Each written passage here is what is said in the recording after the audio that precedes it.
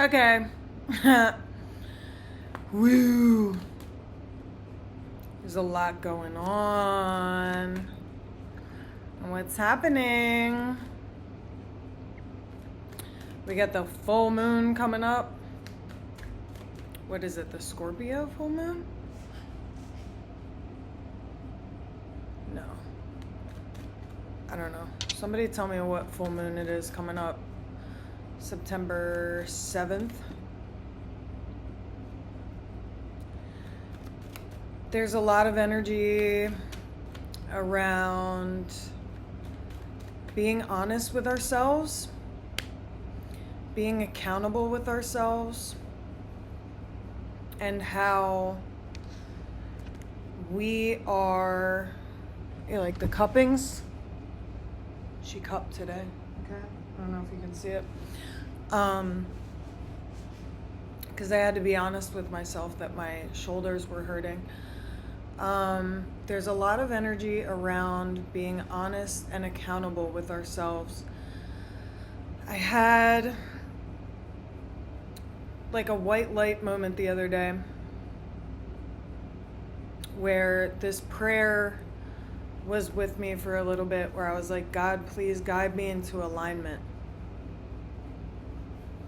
Feels like there's a lot of things in my life that are out of alignment right now. God, please guide me into alignment. Please guide me into alignment. And I had this download, realization, awakening that was like, everything is always in alignment.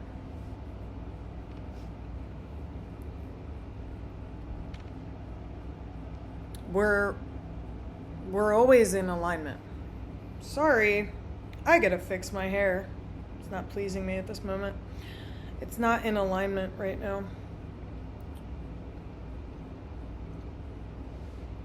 But it was like, everything is in alignment.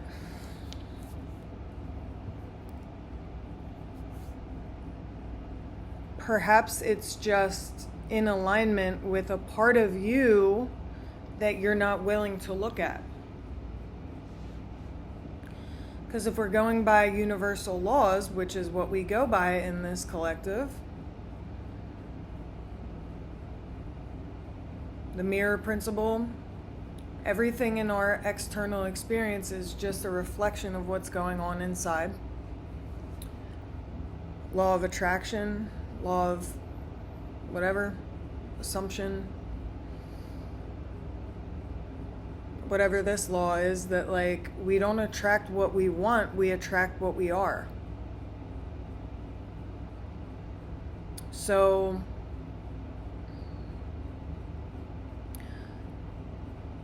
what in you is in alignment with these things that you're not happy with in your experience?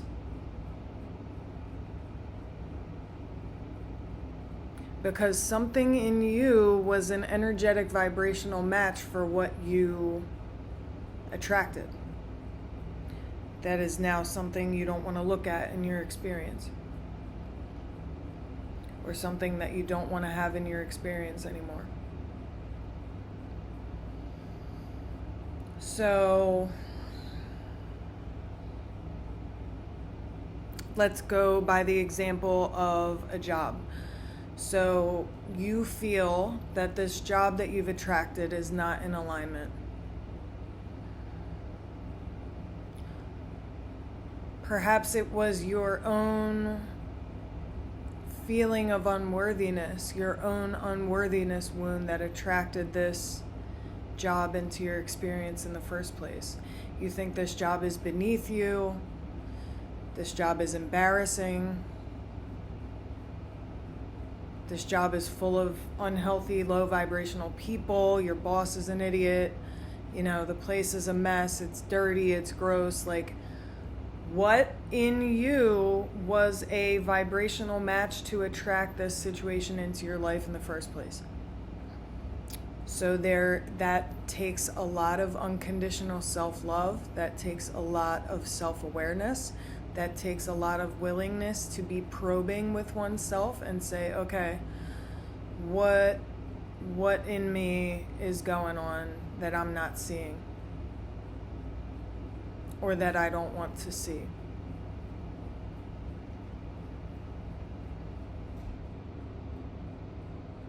Because it's all just a reflection of us.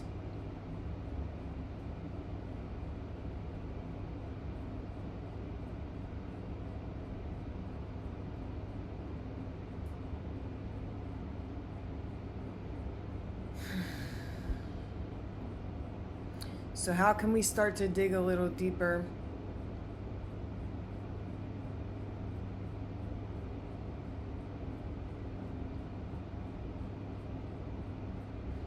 And there is lots of compassion being asked in this process. I hope that you have a lot of compassion for yourself while you're doing this digging and being honest. Because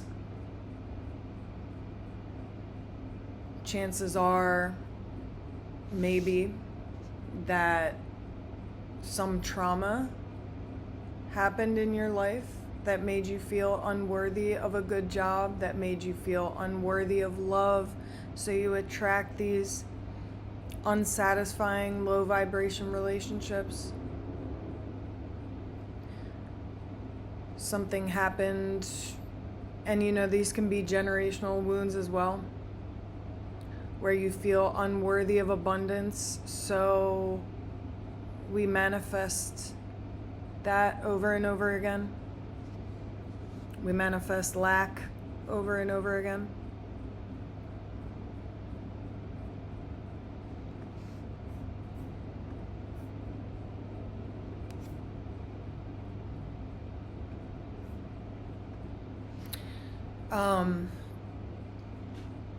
I talk about it a lot on this channel. I'm in recovery, and I went to rehab in early 2017 out in Los Angeles. And there was this thing, it was a beautiful house that I went to rehab in, and there was this piece of art that was clear that somebody had made in like an art therapy group, and it was still kicking around the house. And they had written something to the effect of like, we're not afraid of failure, we're afraid of how successful we can actually be. And that can be talked about and whatever, argued with or what, but like, it's stuck in my mind since then. I mean, it's what, 8.5 years ago now. And I think there's a lot of truth to that, at least in my experience.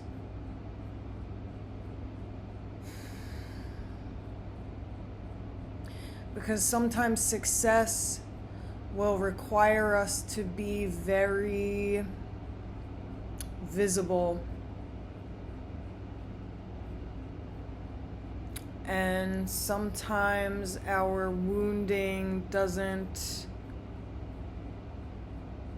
allow us to want to be very visible.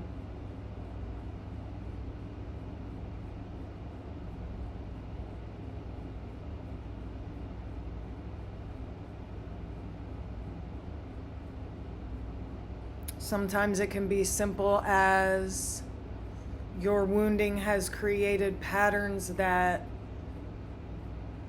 see you kind of fumbling the bag every time you get some kind of level of success in your life.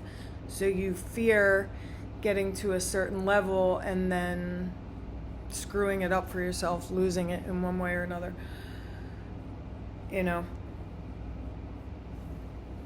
But the people I read for, we're ready. We're ready to not be doing this anymore. We're ready for the next level. We're ready for the highest level. We're ready for the greatest life that we have been put here to live. So it's time to really be honest with ourselves about where we've been shooting ourselves in the foot,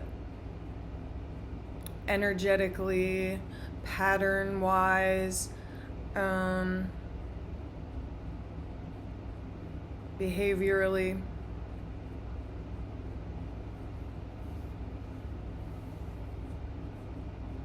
So that is asking you to be very honest with yourself. And perhaps there's an element of being really honest with yourself about how you show up in the world.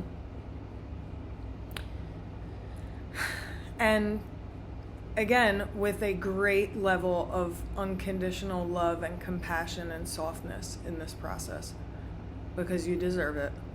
And chances are those parts of yourself that are wounded and feel unworthy are desperate for love and compassion and softness. So be very all of those things with yourself as you work through this. I'll give an example in my own life. I struggle with PMDD. And it has made 2 weeks out of every month of my life a living hell for the last however many years. And I am just now like really getting on healing that and doing anything I can to heal it. And with all the love and compassion and softness available to me, I had to say to myself, like, this thing makes it difficult for me to just stay upright and do life 2 weeks out of every month. So I'm sure it might make me difficult to be around for that time. And it might form, people's opinions of me or whatever, especially the people who don't know me that well.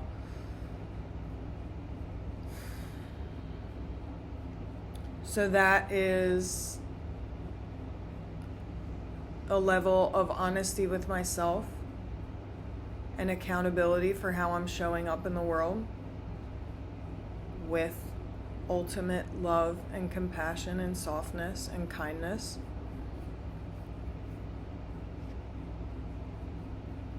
But like, if I'm taking account of every single way that I could possibly be getting in my own way, because I'm not getting in my way no more, we're gonna be thinking about that.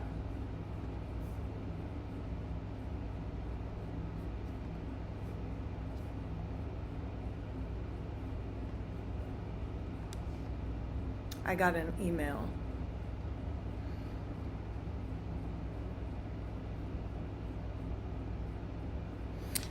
I'm gonna pull some cards, but yeah, these are the downloads that have really been at the forefront lately.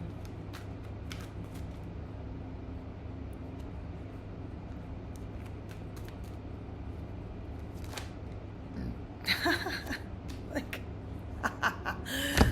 wow, this was the first out. Oh, death. Dee dee dee dee. Wow.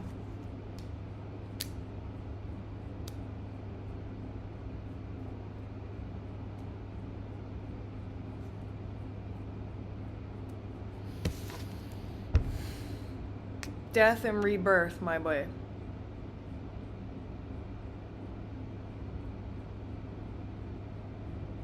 Death and rebirth.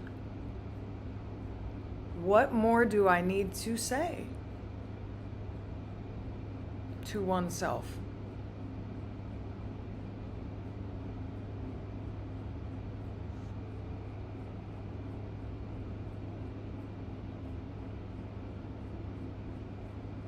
Giving myself some thumbnail options really quick.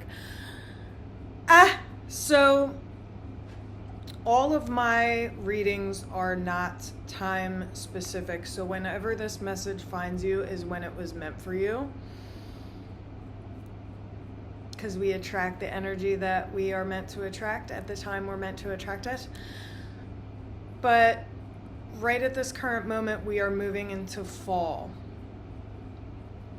in my neck of the woods. So this is the time when we move into death. This is when things in nature start dying, so that they can be reborn when masculine season rolls around again in spring. Fall and winter are feminine energy seasons. Spring and summer are masculine energy seasons. We are moving from the masculine to the feminine time of the year now. And this is when things start to die. This is when we go within. This is when we search within. This is when we do the spiritual work. We hibernate. We go within. When we do the probing, honest work within ourselves, we die so that we may be reborn in the spring. And as I just mentioned in one of my patrons, one of my beautiful friends who is my patron on Patreon, join my Patreon.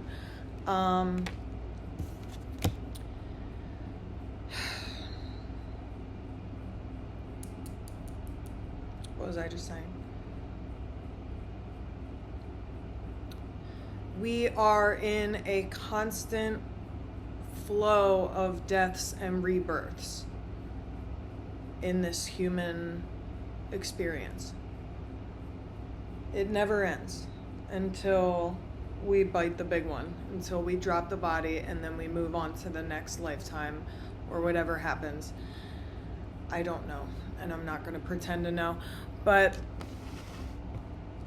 if we're working with that model, you know, we are in a constant flow of deaths and rebirths.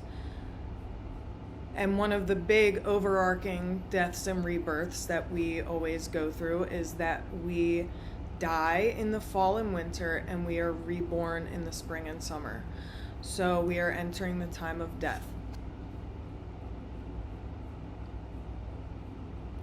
What in your experience needs to die so that you can be reborn? One of the highest things that we can do in this human experience is be in flow with nature. We are nature. Human beings are not separate from nature. We are a part of nature. So we must be in flow with nature and accepting of its laws. Because just try to fight Mother Nature and let me know how that goes. So we're going within. We're being honest with ourselves.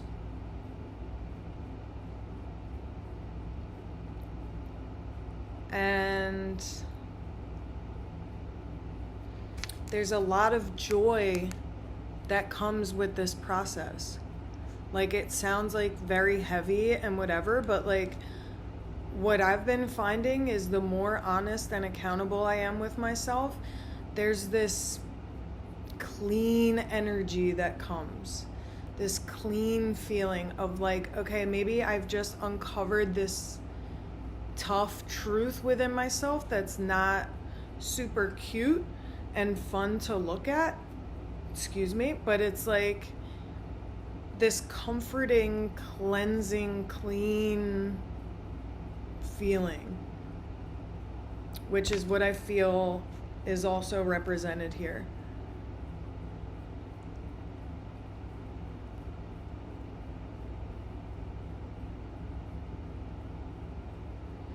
Wow. We out here. We are out here in these streets of the healing journey, okay?